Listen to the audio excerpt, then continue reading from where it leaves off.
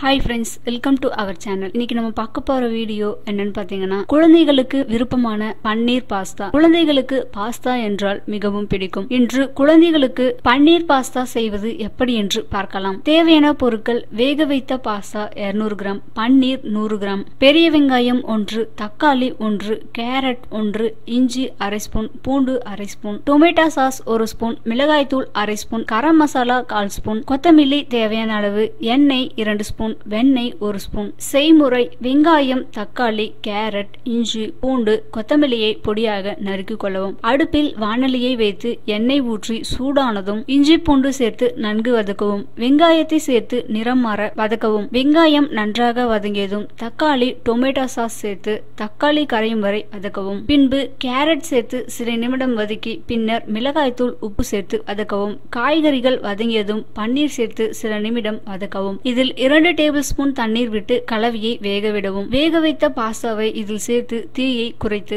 கரம் மசாலா தூள், கொத்தமல்லி தழை தூவி இறக்கி பரிமாறவும். சுவையான பன்னீர் பாஸ்தா ரெடி. ஓகே வியூவர்ஸ், இது போன்ற மேலும் பல இன்ட்ரெஸ்டிங் வீடியோ பார்க்கணும்னா எங்க சேனலை மறக்காம சப்ஸ்கிரைப் பண்ணுங்க, லைக் பண்ணுங்க, ஷேர் பண்ணுங்க, கமெண்ட் பண்ணுங்க. பக்கத்துல இருக்கிற நோட்டிபிகேஷன் பெல்ல மறக்காம கிளிக் பண்ணுங்க. Thank you viewers.